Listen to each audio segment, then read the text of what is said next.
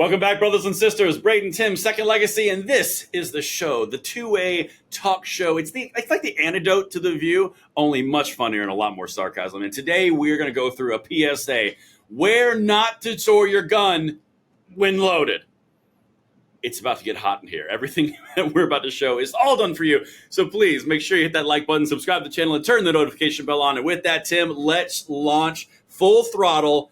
We have got to tell the people where not to store a gun, and it's something to do with an oven. A Dutch oven? No. That is very different. I love your excitement level, though. No.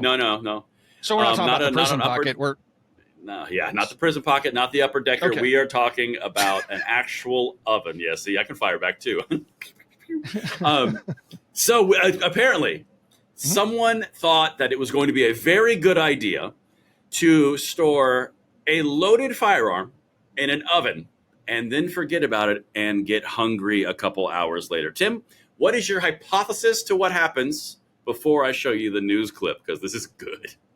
Well, this dude's probably dating a woman named Mary Jane, and he was just having some fun with old Mary Jane, watching the football game, eating his Doritos. And I mean, who hasn't been dating Mary Jane and put their piece in the oven just to keep it safe? I mean, you can close it inside that little door, and kids can't find it in there because kids don't typically hunt around the oven for your gun. What could it's totally innocent. Now, where he ran afoul of man rules is you don't put polymer guns in the oven. Now, if you had a 1911, you don't. A 1911 with aluminum grip panels, they exist. They do. Just saying, two world wars. World Wars. Well, that's true. That's true. And it was hot. Those two world wars, they used flamethrowers. There's a reason we had 1911s. That's very true. It's a classic. But yes, we have now found out that you can't put Glocks in the oven and turn it on when fully loaded. That is shocking. All right. Yeah, I'm personally offended. I think Glock should look into a new design.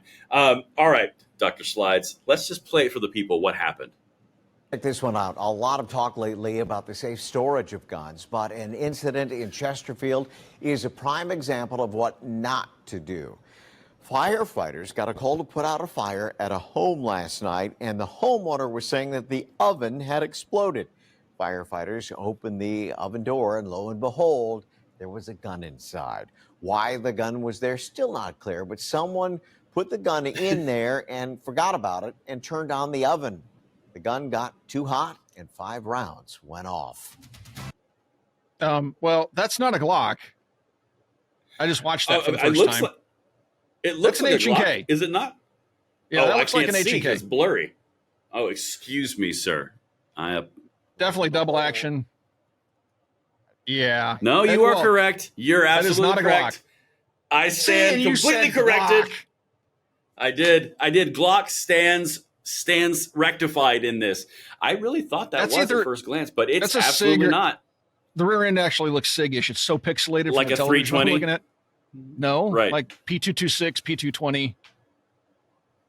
Yeah. You think so? Yeah. That's a double action, single action auto. That is definitely not a Glock.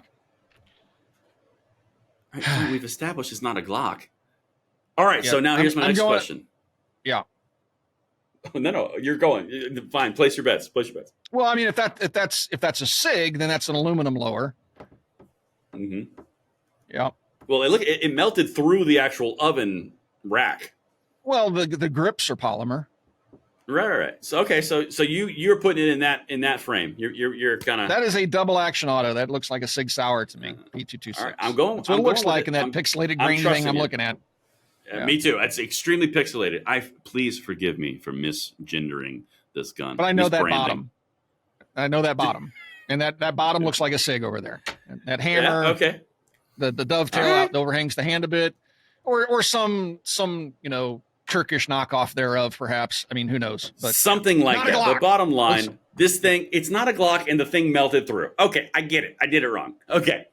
I just want to point out that's not a Glock. Did I mention that? Is it not a Glock? Is it not? Okay, thanks. Thanks for that. I'm glad you're here to correct it. It's the bouncing off back and forth. It's amazing. So do you think when this went off in the oven, think there was one in the chamber, and you think we're talking about kind of like an actual action? happening here and then it going off, or you think it was like cooking off from the inside of the actual grip in the magazine? Well, that's hard to tell from the picture.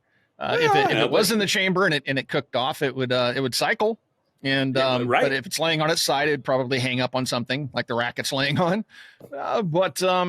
Yeah, I mean, it doesn't matter if it's in the barrel of the magazine. You know, it's going to cook off.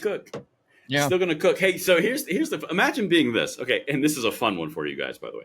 So imagine if you're a firefighter and your oven's on fire, and someone comes up to you and says, "My oven is exploding multiple times."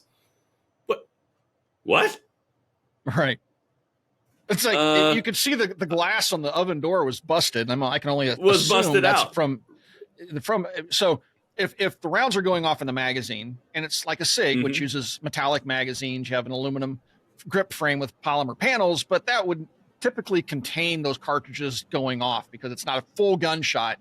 If a brass cartridge gets superheated, it just kind of ruptures and it doesn't have the exact same explosive force as if it were chambered in a barrel and ready to actually fire.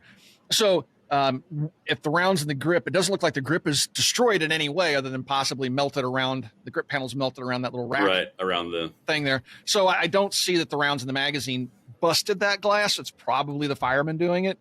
It's hard to say unless the magazine shot out of the gun. It's hard to say. Yeah, right. You can't really say. It doesn't look like it did. Way, so if the firemen are walking in there when they're this. I mean, who goes in first? It's not like they wear Kevlar. I don't think they're shooting the cans. Right. Yeah. So little jerk reference for all the people. They probably don't even know. So what do you guys think in the comments field? Do you think you never know? We can roll the dice and we can try. You guys think it blew out the side of the actual cartridges, or do you think they actually went through the barrel and then it cycled? I'm curious what you guys think. But bottom line, this is probably one of the best chyrons I've seen on the news in a while. Gun got too hot in the oven. Next on the 6 o'clock news, gun gets too hot in oven. Yeah, right. Imagine guys, that. Please don't put guns in ovens. Whether they are Glocks or they're not Glocks or they're SIGs or they're H&Ks, please don't do it. It's just the same thing could happen if you leave your gun laying on the dash in like Arizona in the middle of August, I guess. I've actually heard that. I've heard reports that the FNs can melt like that from sunlight. The FNs do. They get mushy. So I saw a post, this is years ago, and somebody posted something on Instagram where they were mushing their grip frame. It was just like gooey. I thought, what in the world did I just say? I just had this in my car. It was laying on my seat, and this is what happened. So sure enough, this is Indiana heat, which isn't anywhere near as hot as it gets down south in some places. And I put an FN pistol on the dash of my Jeep and let it sit there for a few hours while we filmed. It came back, and sure enough, it was squishy. Now it always you actually recreated it. Yeah, it does. If you get them hot, they will get mushy. That's just the FN though. I tried the same thing with the Glock, and it didn't get pliable like the FN did. But to the FN's credit, like it maintained its shape. It like when it cooled off, it went back to its normal shape. It's not like when you mushed it, it stayed mushed. It would, like memory. Really? Metal. Yeah, it's kind of wild. That's kind of like Terminator T-1000 kind of. That's kind of cool. If you had that little mushy grip that kind of contorts, under recoil forces, like that's kind of cool. That would be kind of cool. That would be kind of cool. Kind of mushes into your hand, and then that's exactly what I was thinking. Leave it there and just burn yourself for like 10 seconds, and it stays in your hand. It becomes like a match grip. Yeah. Anyway, it becomes you. Well, that was just a fun one.